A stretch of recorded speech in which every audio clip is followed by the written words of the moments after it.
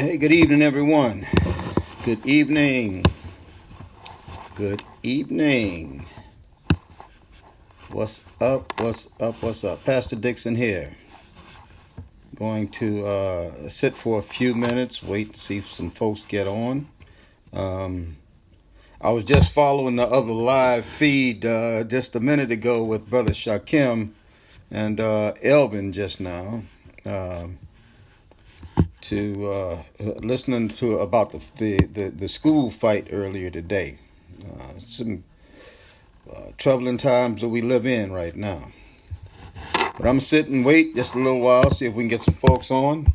I know that other dialogue is going hot and fast right now with the brothers and that incident, because I mean it's just troubling when we see this is a young girl 7 months pregnant in the school fight, get jumped on.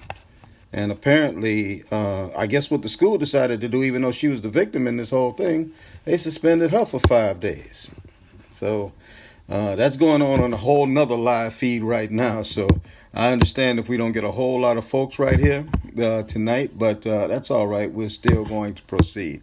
Just going to wait a little while. Joyce, how you doing? Good to see you. Yes.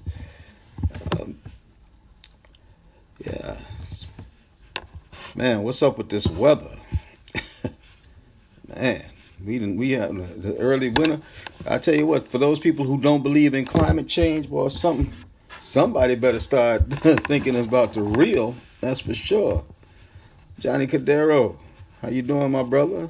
Yes, sir. Yes, sir. Good to see you.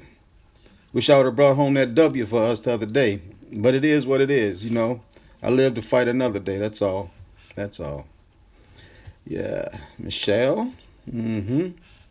Yes. The Michelle experience. Good to see you. Yeah, like I said, I'm gonna give some folks a little time to get on to jump on tonight. I know there's another live feed going on right now dealing with high school students fighting.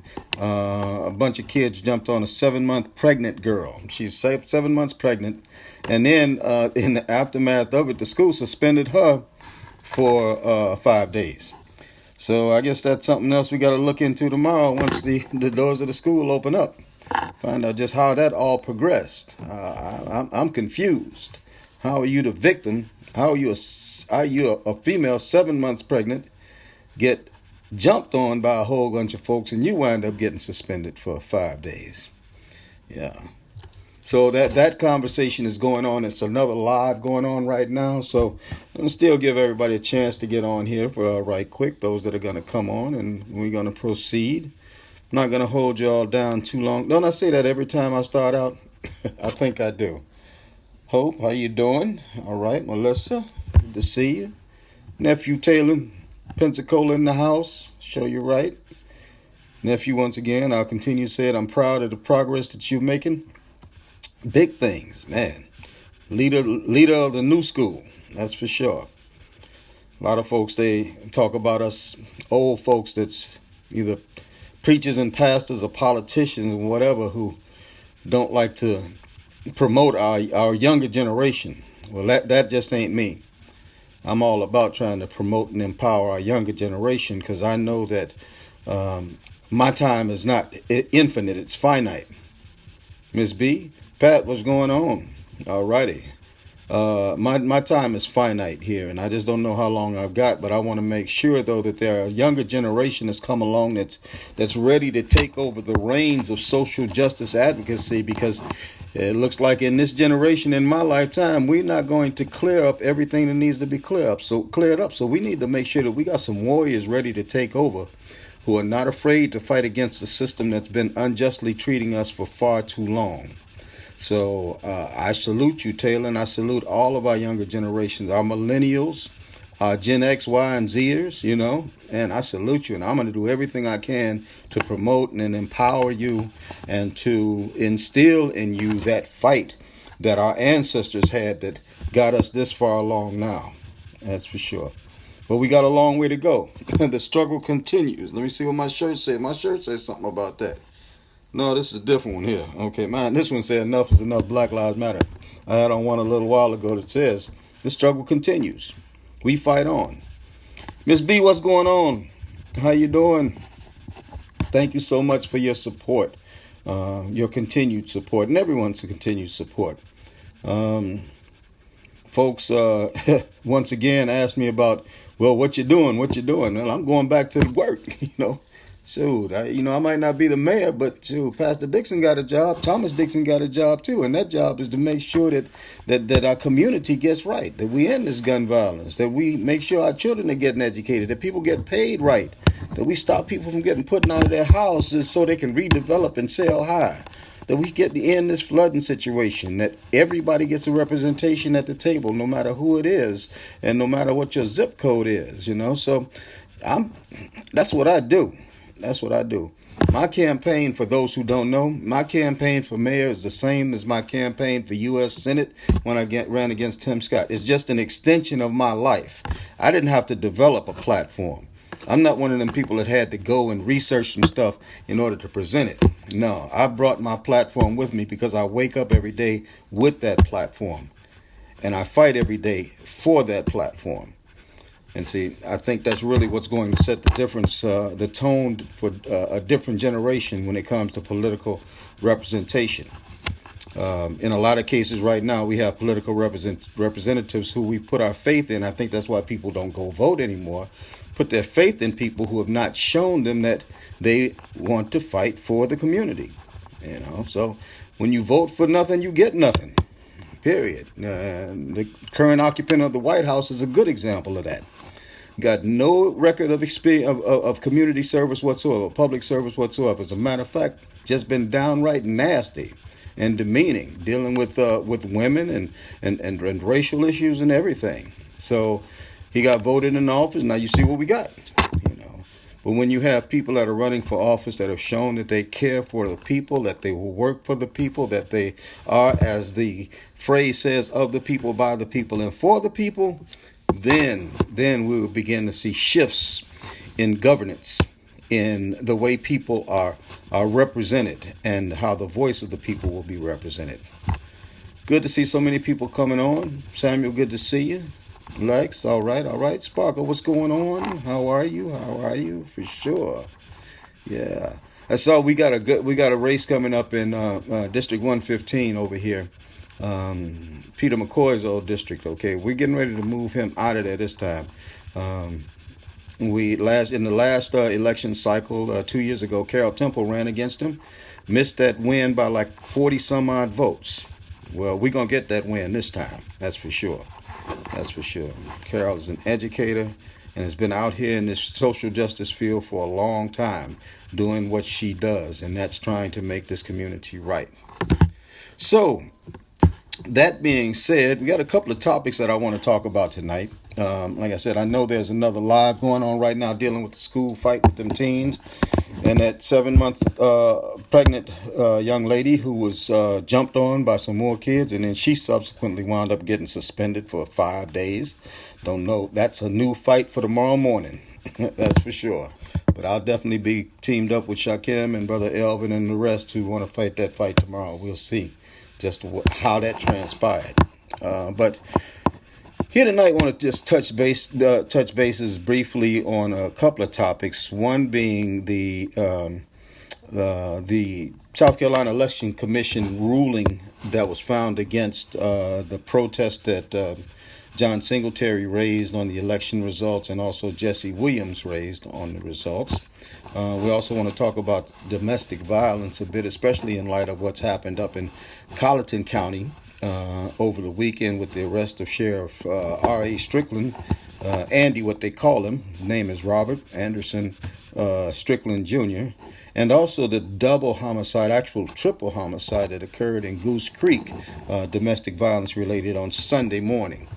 And also we want to talk about, and I'm going to probably talk, every one of my conversations will always have a component about voting dealing with it, especially since as I'm working now to incorporate the coalition.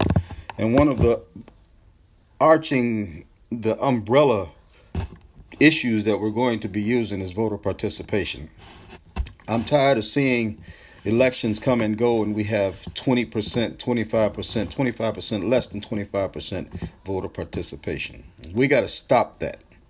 That's why these people who are not representing us continue to get back in office. We have got to stop with low voter participation.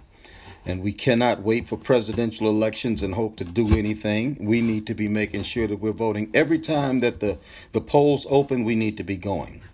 But unfortunately, though, there are discrepancies in the voting system. And that's one of the reasons why the protests were launched in the aftermath of last Tuesday's elections here in North Charleston. One protest being waged by mayoral candidate John Singletary, my opponent, against the South Carolina election system based on errors that occurred with the machines and people not being able to vote, and some people actually being turned away from being able to vote. And then Jesse Williams, who ran for City Council, North Charleston City Council District 6 against a 30-year incumbent, Dorothy Williams. Basically the same situation. Something crazy happened between last Tuesday and Wednesday's numbers and the numbers that were quoted at the hearing on yesterday. I don't understand it, but somehow we went from 15,000 total votes to 12,000 total votes. 3,011 votes changed from the numbers that were released last Wednesday till now. I don't know. I'll have to find out what happened with that. But that's something that puts these questions in the mind. You know, what? You know, how do those numbers change? So how can we look at voter returns on election night and even the following date reported through the media that says that, you know, there were 15,000 votes totaled in the mayoral election, 15,000 votes in the mayoral election. But now, as I look at the same reporting media outlets, and now it's 12,000 votes. Those are the things that lead to questions being asked, right along with the fact that with Mr. Singletary and myself and others in the mayoral race, there were names missing on the ballots. Carol, what's going on? Maine, what's happening? Yes, Brooklyn in the house. Taiwan, all right, what's going on? Or New York in the house. Those are some of the things, you know, we had ballots that didn't have our names on them, for sure. And I know it's been reported that candidate Singletary's name wasn't on ballots, but I got calls that same night asking, you know, saying my name wasn't on ballots either. For the city council members, we had several people that contacted saying that their names were missing from the ballots that night. Those are discrepancies. Those are things that make you question the system that's in place, whether the new machines that they have might have been rigged or not. You know, they're placed there. I don't know. But it puts enough doubt in the mind for anyone to stop and say, maybe we do need to look into this.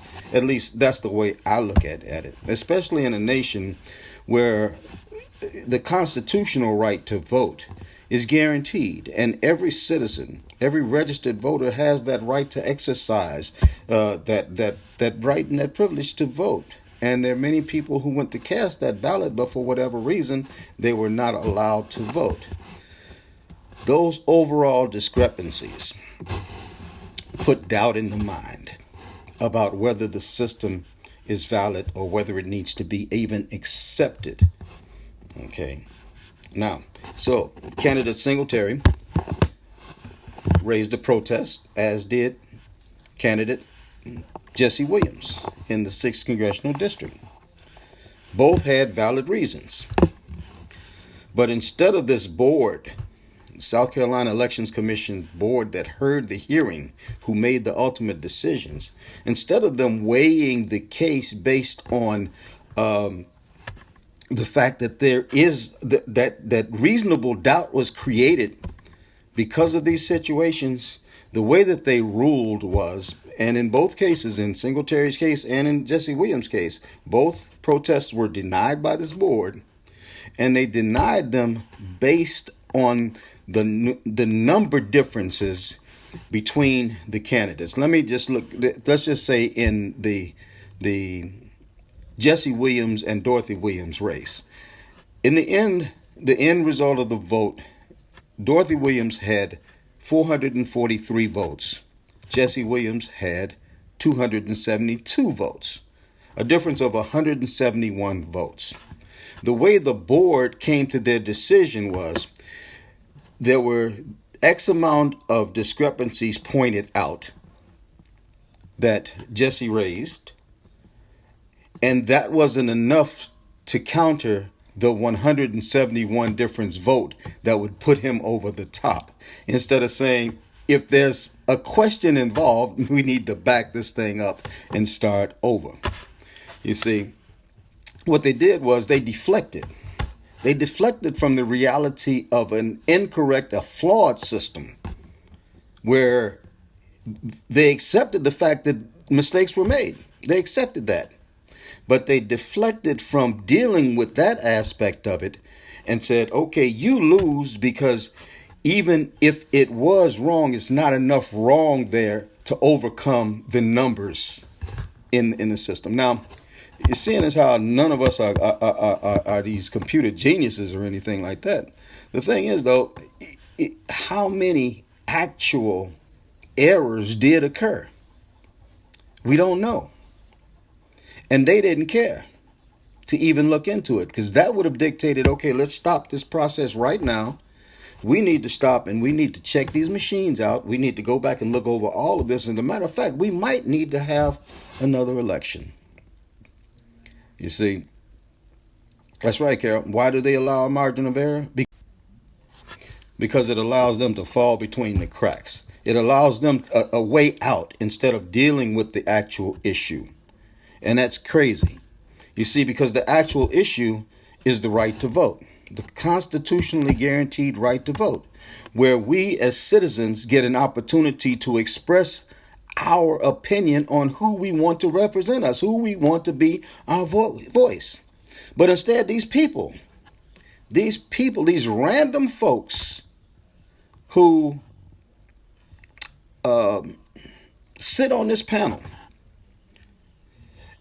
arbitrarily decided, well, there's not enough numbers in order to overcome the difference, so we'll dismiss the case instead of just stopping and saying, man, no, there was a problem, so we're going to make sure that we rectify this problem, we clear it up. Basically, it's the same thing that's happened consistently over time when it comes to the voter block of our minority population. It's called voter suppression. It's just that simple. And these folks on that panel sat there and they actually used a tactic to ensure that the vote was suppressed.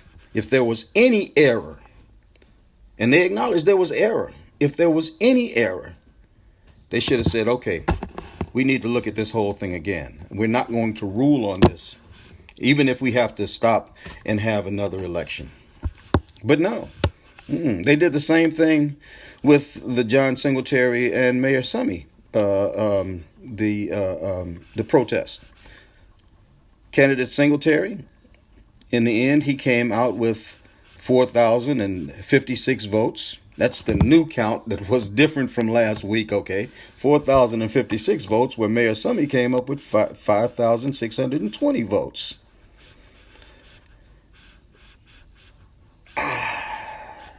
They did the same thing. Mr. Singletary, I'm sorry, but your protest is not valid. It is denied, because even if there were mistakes made, if there were problems, and we acknowledge that there were mistakes made, you have affidavits and things like that, but there's not enough affidavits to add up to the difference in the votes. that 1,769 votes between what you brought in and what the mayor, the incumbent, finished up with. There's not enough discrepancies that you've handed us to overcome that gap. Well, one thing about it, candidate Singletary has no way to actually know what the entire extent of the mistakes that were made were. No way to know. And so when this panel made that decision, it was based on partial information that they deflected from their responsibility to ensure that the vote, everyone's vote counted and everyone's vote mattered. That's a problem. That is a problem. And because they operate in this autonomy, this absolute autonomy, they do these things because they're not challenged by it. Thank goodness, I'm sure that John Singletary is filing an appeal, and I hope he brings it. And I will support that appeal, because I don't like when people, treat citizenry as if we second class or something like that, or if we stupid. And that decision, basically, they looked in our face and just said, "You're stupid. You're stupid. We can say what we want to say and get away with it." No. So, as Mr. Singletary moves forward, I don't know whether Jesse Williams is filing an appeal, but I'm sure that John is. I support that. I support that. Why? Because this is the right of the people to a fair and equitable election and for their vote to matter. Period. Period. And we, the people, should not let these folks that pass that judgment sleep until they get it right. It's time for a change, folks. It's time to fight. It's time to fight. Yes, if we have to go to the election commission, whatever we need to do in order to make sure that these people are a little bit, they're uncomfortable, because they're real comfortable in injustice right now. It's time for us to turn that thing around. It's time for us to make those who have grown comfortable in injustice to be a little bit agitated and uncomfortable. And there are legal ways and legitimate ways that we can do that without being disruptive to society. I'll have some things coming forward soon. DC Karen Cordray, good to see you. My man Nathaniel Nelson Levine, good to see you, Nathaniel. Really appreciate you, brother. SC Hip Hop 100 in the house. DJ D Nice, what's happening, brother, for sure. So that's the status of the rulings in the aftermath of the discrepancies that took place. Real-time discrepancies that took place on November 5th between 7 a.m. and 7 p.m. when it came to people voting. Real-time discrepancies that have been dismissed by a panel that was convened by South Carolina Elections Commission. A panel who basically says, what you're saying doesn't matter, because we've got an excuse. We've got an excuse. And it's not even a good excuse at all. If there was any kind of problem at all, that problem needed to be addressed fully, in order to ensure that every person who should have had an opportunity to vote for every candidate that was on the ballot got that opportunity. And if it didn't happen, toss it out, start over again. Period. Carol, they didn't say what their vote. Well, it was unanimous. It was unanimous on the Jesse Williams. I had to leave before they had the final vote on John Singletary, but it was unanimous on Jesse. And that's crazy. There was no dissension among the panel. So we got to work at it. We got work to do. And not only do we have work to do there, some of the events of this last weekend were just appalling. When we stop and we look at, first off, South Carolina, that for the last 10 years, for just over a decade, South Carolina has been one of the worst states in the nation, either 1, 2, or 3 for domestic violence for over the last decade. Okay, for domestic violence. And first off, we have legislators who continue to water down bills that will protect spouses, loved ones in these domestic violence situations. Our Republican General Assembly continue to fight against making stronger laws in order to end domestic violence, to get us out of the top three for domestic violence in the nation. Okay, but it kind of came to a head this weekend on Saturday when the Colleton County Sheriff, I say again, the Colleton County Sheriff, Mr. Robert Anderson Strickland Jr., R.A. Strickland as he's called, or Andy Strickland, the Colleton County Sheriff, was arrested for domestic violence. Actually, the charge that he was arrested for was second-degree domestic violence. It's been alleged, I'm going to say alleged because he has not been convicted. It's been alleged that he hit a woman in the face with a closed fist and then withheld her phone from her and a couple of other things. This man hit this woman in the face with a closed fist, and he just so happens to be the Colleton County Sheriff.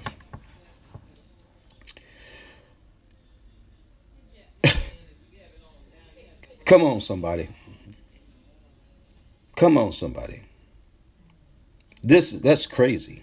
It's crazy anyway. And anybody that thinks it's the first time that he's done it is a fool. Each time he got busted. I'm not going to talk about the relationship with the person or whatever. I've heard there was a relationship, but still in all. This is the same. This sheriff, though, has a history of overt racist behavior. He has a history of over-aggressive policing tactics. And he just somebody that should have been out of office a long time ago. But he's walled himself up there. He's got this steel jacket on. Well, the steel got penetrated on Saturday when he wound up getting arrested for second-degree domestic violence for hitting a woman in the face with a closed fist. Sheriff Strickland. Yeah, I ain't got no respect. I'm sorry. No respect. And it's time for us as a people not to tolerate that. Now, I saw there was a press conference yesterday calling for the governor to immediately release him or whatever. But there's a protocol that has to be followed even in that.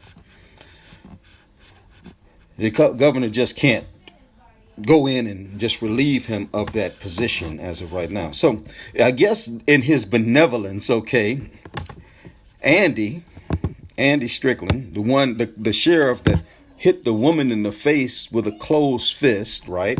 Andy, in his benevolence, he decided to issue a statement yesterday, putting himself on administrative leave at this time. I'm going to read the statement. The statement goes like this. This is what Sheriff Strickland wrote. He said, "For the last 7 years, the great citizens of Colleton County have placed their trust in me." I could stop right there and just go for a while, but let me continue. "As sheriff, out of love and respect for my employees and the citizens of Colleton County, I have placed myself on a leave of absence, effective immediately. This is standard policy within our office. I have placed myself on a leave of absence." Well, great golly gee wow. Thank you, Mr. Strickland. Wonder how that woman feels after you hit her in her face. And let me continue. "Chief Deputy Buddy Hill is someone I've always placed great trust in. He will continue to provide due diligence to the citizens of our community during my absence. This time will allow me to heal and self-reflect on myself. I will strive to be stronger and better at serving the citizens of Colleton and my employees upon returning." This time will allow him to heal. What about that woman? This is a symptom of a problem that we have in South Carolina when it comes to domestic violence. This man, basically what he's saying is he placed everything and made it all about him. I'm stepping back for a minute. I'm going to take a minute. I need some time to heal. I love you all, so I got to do this for me and I've got to do that in order for me to be a better law enforcement officer and everything. And the reality is, any man who puts their hand on a woman in that capacity, or the other way around, any woman who puts their hand on a man in that capacity is wrong. And I would have respected him much more had he decided right then to say, I screwed up. I screwed up and I'm a man up for it. I'm not even going to even consider going back to work. I think I need to go get me some help. If that statement would have said something like that, utmost respect from Pastor Dixon, that's for sure. But it didn't. It didn't. He's a symptom of the problem in South Carolina. Right along with our legislators who refuse to pass legislation that's going to strengthen our laws that will end domestic violence in this state. It was asked, did he turn in his weapon, his service weapon? I strongly doubt it. It wasn't reported.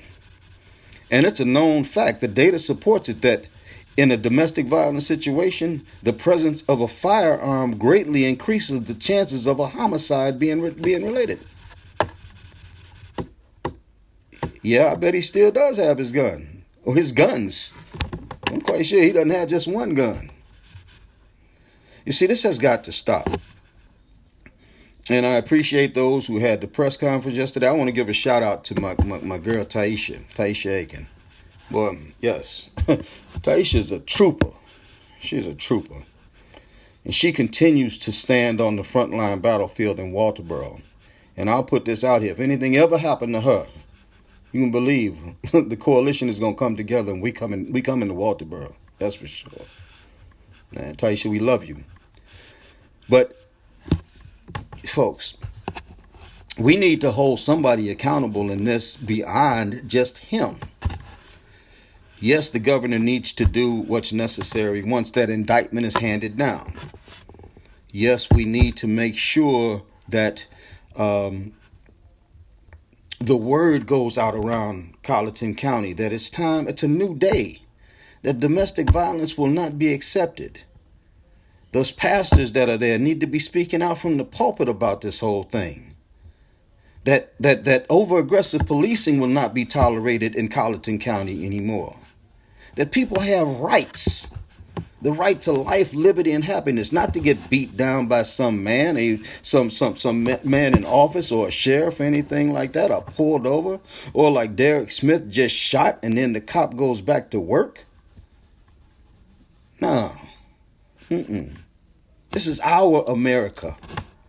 And it's time for us to take back our America and make it a place where we are all proud to be American citizens. You know, this really ticks me off, especially with this guy here. But he's not the only problem. Okay, I can look at Strickland and say, okay, that's the sheriff. But when we look right here, I'm sitting in North Charleston right now, 3 miles away from where there was a double homicide. If you count the baby that was also the unborn child that was killed in this attack. This just happened on Sunday, right in Goose Creek. Sunday morning, 38-year-old Anthony Lamar Gathers II stabbed his 38-year-old wife, Lorice Gathers, and his pregnant 22-year-old stepdaughter, Shaniqua Hills. Stabbed them to death outside after he found texts from his wife's former boyfriend, I guess, or something like that. Stabbed them to death. Man, what kind of sense does that make? That's crazy. Come on, we got to do better. Gathers was charged with 2 counts of murder, 2 counts of possession of a weapon during a violent crime, and 1 count of death or injury of a child in utero due to commission of a violent crime. You know, when the police arrived on the scene, I think I heard this correctly. When the police arrived on the scene, one of a little toddler, I think it was maybe the stepdaughter's baby, the little toddler was standing over his mother at right there, folks.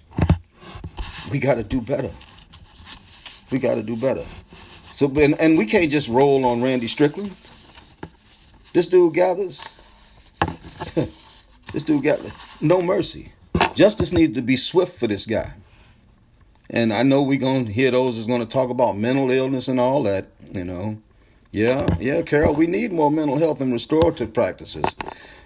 But, you know, mental health actually gets a bad rap today because we want to put everything off on mental health. And I know people that appeared to be perfectly sane one day and perfectly insane the next day. So mental health, that's situational.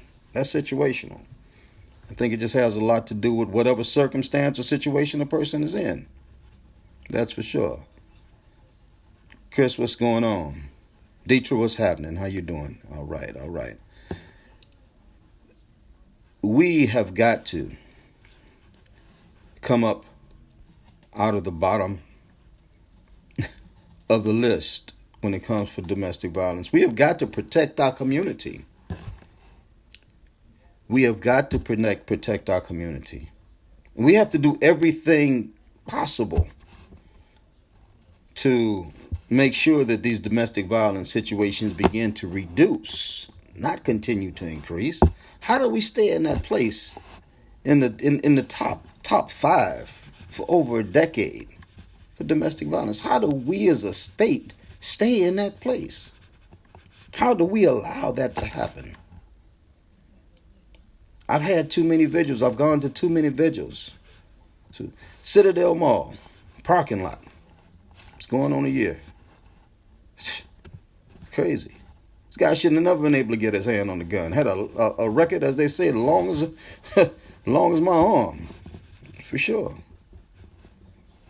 So we need to stop and do everything that we can in order to make sure that this doesn't happen. So, what do I suggest? I think as we put the coalition on an incorporated path, as we begin to mobilize as the coalition, that we begin to actually look from our standpoint.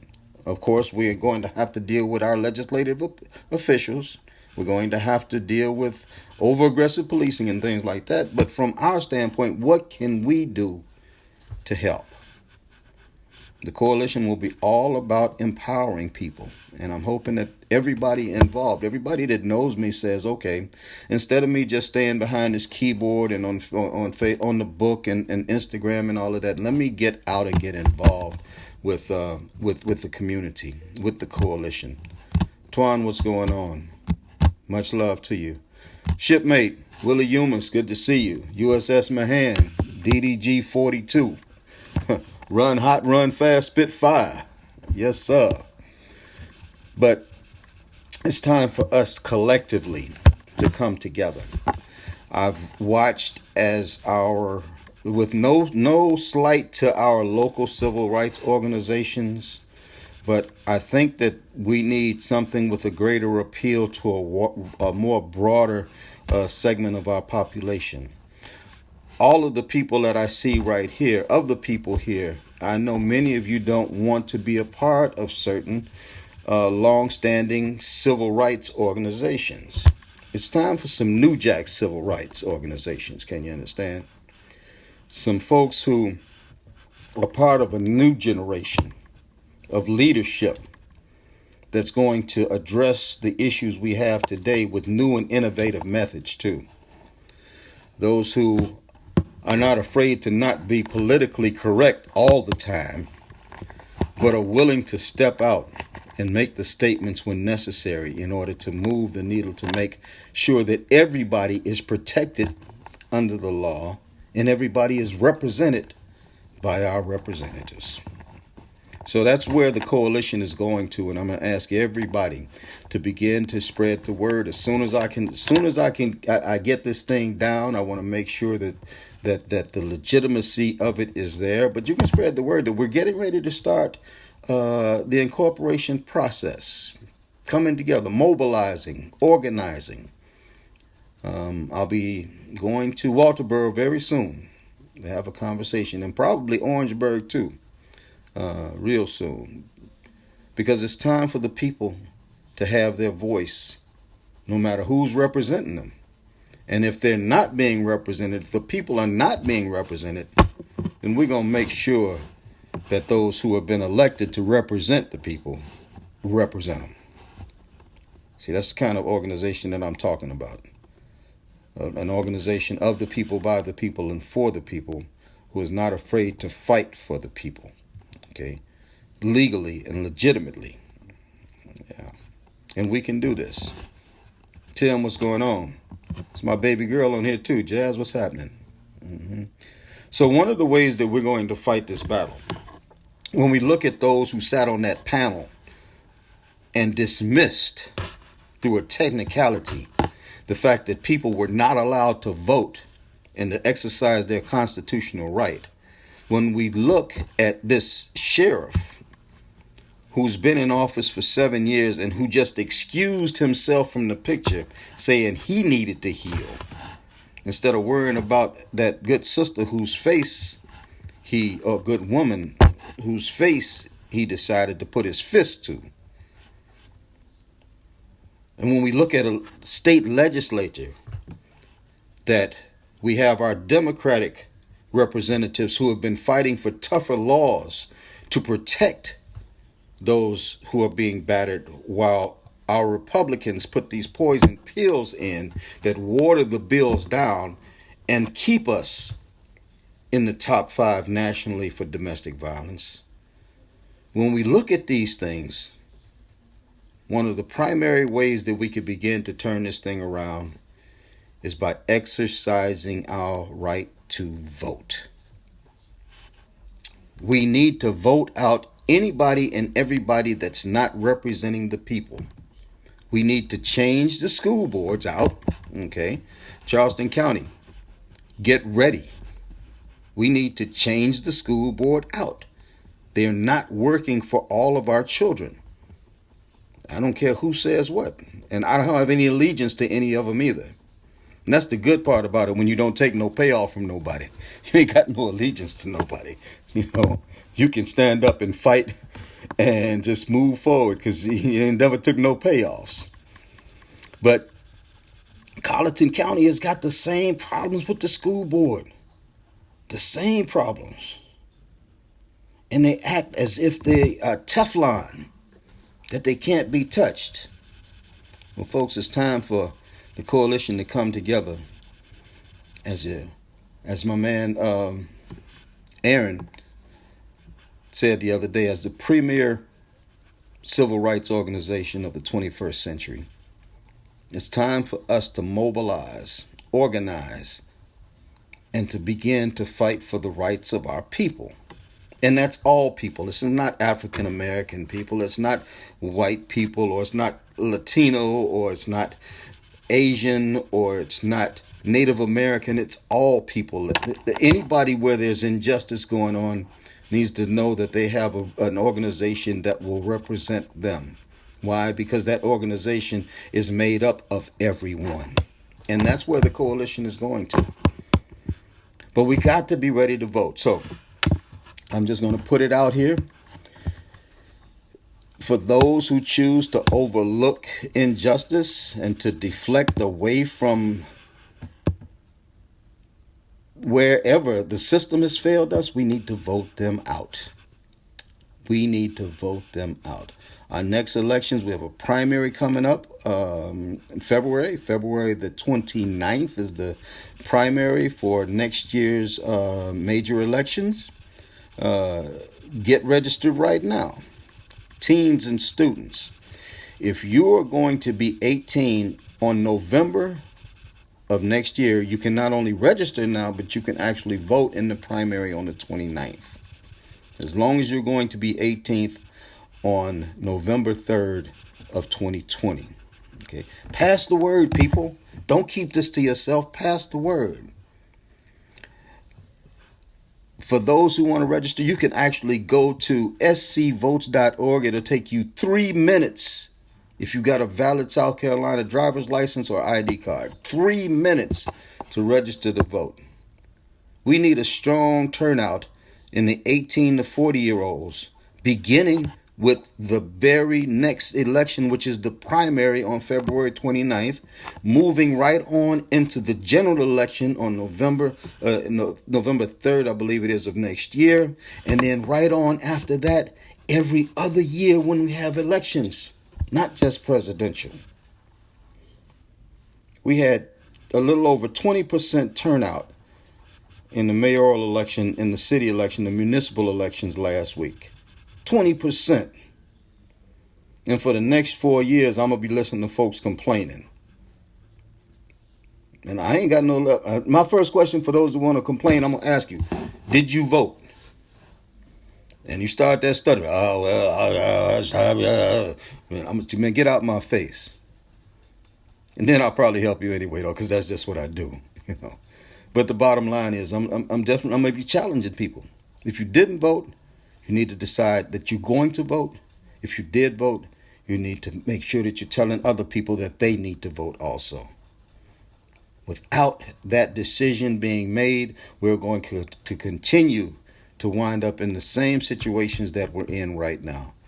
Underrepresented, high crime, low education, low wages, no right to have a voice in labor, gentrification, flooding, all these different issues that we have. Nobody focusing on the fact that we're killing our planet. All these issues. So we've got to get registered, and we've got to exercise our right to vote every time the polls open. Go even if you don't get if you don't get to. If you get there and they say you can't vote, tell them you want a provisional ballot. That way you at least cast your vote and let the system figure it out after that.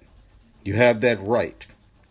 Ex-felons, formerly incarcerated, returning citizens, whatever term you want to use for yourself. If you've been up that road and you're free from the system, you're off of probation and parole, you can get registered to vote. You can register to vote in South Carolina right now if you're not registered. 3 minutes, scvotes.org.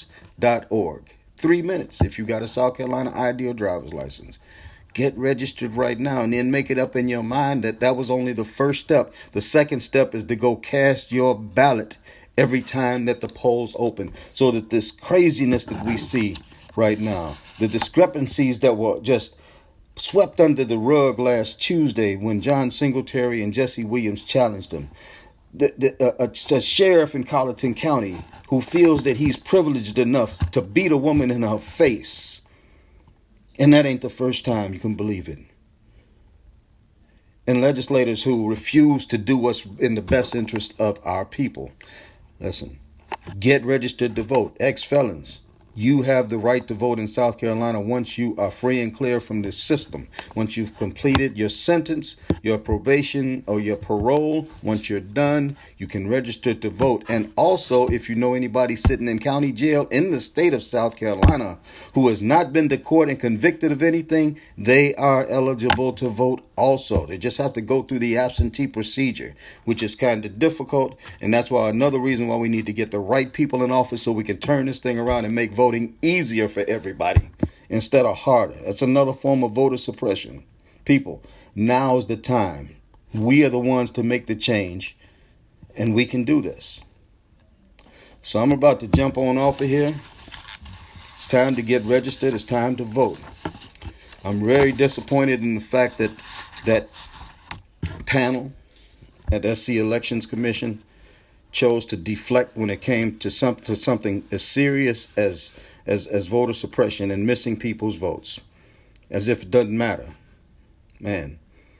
And the same people will be the first ones to talk about when we talk about African Americans voting. Well, we know the struggle that you went through in order to get to vote and everything. But the reality is, when it came time to sit at the table and do the right thing by those people who want to vote, they did not do the right thing. We are the change we're waiting for. Enough is enough. We can't talk about it. We got to be about it. Folks, I appreciate everybody that's jumped on tonight. There were too many names for me to name. I really love you all. I'll be back on again in a few days. Things are progressing. For those that are concerned about me in the aftermath of the election, it's all good. It's all good. I know I put it out there. I know that I tried. And I know also that in not going to that position, that just means that instead of fighting this fight as Mayor Dixon, Pastor Dixon just right out here grinding once again. That's right. And I ain't going to stop until we see change. That's for sure. Just would have been a little easier from the mayor's office. That's all I can say, So listen, everybody, take care. If you know anybody that's involved in a domestic violence situation, if you see something, say something. Please. If you know anybody that got these guns or whatever, you got those youngsters out here who need somebody to talk to, to talk to them. Man, holler at your boy. Holler at your boy. I got other folks that I roll with, that's more than willing to talk with the youth out here. That's for sure. Give them some hope. Because right now that hope been taken from them. Taken from them in a lack of education. Taken from them in a lack of economic opportunity. Taken from them in so many different ways. That we have to begin to turn that around by putting hope back into the lives and the eyes of those who right now feel that there's no hope whatsoever. We can do this. Martina, good to see you. And thank you for contacting me when you went to the polls and saw that my name wasn't on the ballot. For those who want to talk that mess about my name was on all the ballots with the mayors. No, my name was not on all the ballots. Take care, folks. I love y'all. I could run off at the mouth all night long. But just going to give y'all a little something to go on. Keep these things in mind and understand that I'm working to organize and mobilize the coalition so that we together, collectively, can fight this fight, the good fight of faith, and make the world a better place for us today and particularly for our children and for their children. Y'all take care. God bless. I love you. Peace.